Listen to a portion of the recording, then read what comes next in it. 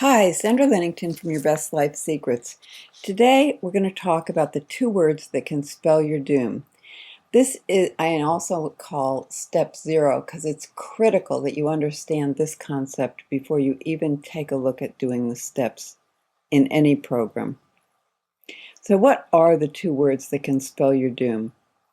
These two words can keep you in everlasting bondage.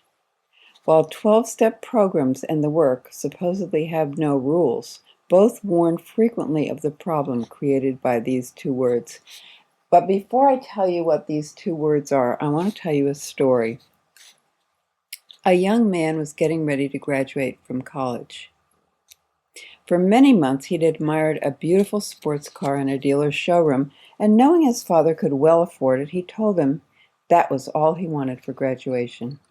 Finally, on the morning of his graduation, his father called him into his private study and told him how proud he was to have such a fine son and told him how much he loved him. He handed his son a beautiful wrapped gift box. Curious but somewhat disappointed, the young man opened the box and found a lovely leather-bound Bible. Angrily, he raised his voice at his father and said, "With all your money, you give me a Bible," and stormed out of the house, leaving the holy book. Many years passed, and the young man was very successful in business. He had a beautiful home and a wonderful family, and he realized that his father was very old and thought perhaps he should go to him. He had not seen him since that graduation day many years before. But before he could make arrangements, he received a telegram telling him his father had passed away, and that he had willed all of his possessions to his son. He needed to come home immediately and take care of things. When he arrived at his father's house, sudden sadness and regret filled his heart. He began his father's important papers and saw the still new Bible, just as he had left it years ago. With tears, he opened the Bible and began to turn the pages. A car key dropped from an envelope taped behind the Bible. It had a tag with the dealer's name, the same dealer who had the sports car he had desired. On the tag was the date of his graduation and the words, "Paid in full." How many times have I missed life's blessings because of these two words? I know.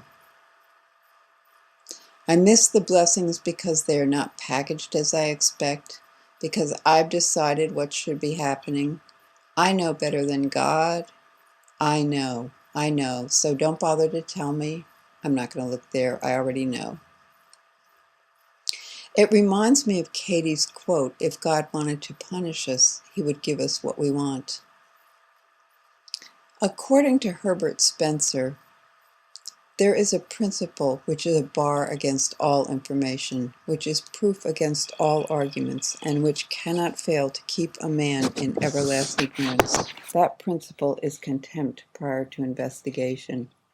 So I want to take you also through some passages in the Big Book that kind of go along these same lines. On page 42, then they outlined the spiritual answer and program of action, which 100 of them had followed successfully. Though I had been only a nominal churchman, their proposals were not intellectually hard to swallow, but the program of action, though entirely sensible, was pretty drastic.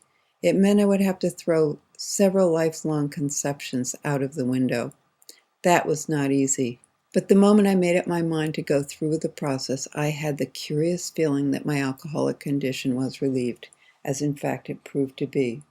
Quite as important was the discovery that spiritual principles would solve all my problems. And from page 47, do not let any prejudice you may have against spiritual terms deter you from honestly asking yourself what they mean to you. At the start, this is all we needed. Many of us have been so touchy that even casual reference to spiritual things make us bristle with antagonism. This sort of thinking had to be abandoned.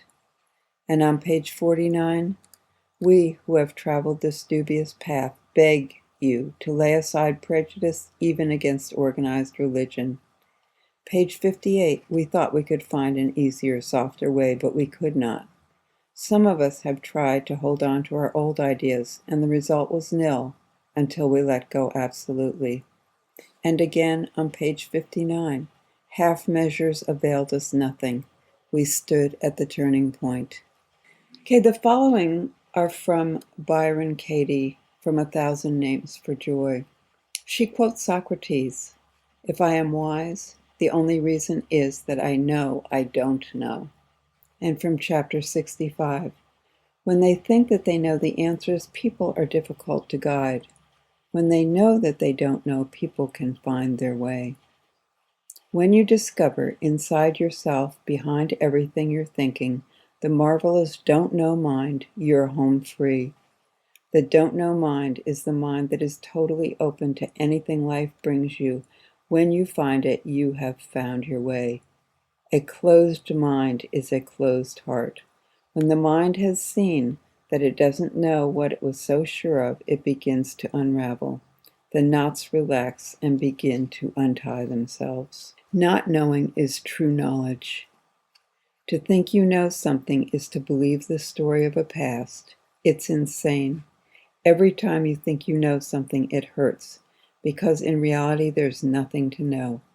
You're trying to hold on to something that doesn't exist. There is nothing to do, and there is no one who wants to know it. It's so much easier to know that you don't know. It's kinder as well. I love the don't know mind. When you know that you don't know, you're naturally open to reality and can let it take you wherever it wants to. You can drop your identity and be who you really are, the unlimited, the nameless. So, how do we get to this place of not knowing? Here is one tool you might want to use each morning before you meditate or pray. God, allow me to set aside everything I think I know about myself, others, the 12 steps, and especially you, for an open mind and a new experience of myself, others, the 12 steps, and especially you. Here are some action steps you might take. Call the helpline at thework.com. Join our daily teleseminar call. Go to a meeting and share and listen. And here's an assignment to help you get started. Use the set-aside prayer each morning. Pay attention to your mind and record what you know. Take these thoughts to inquiry, question your own thoughts, and find freedom for yourself. Addiction is the only prison I know where the prisoner has the key. And what is that key? What does the Big Book tell us are the essentials of recovery?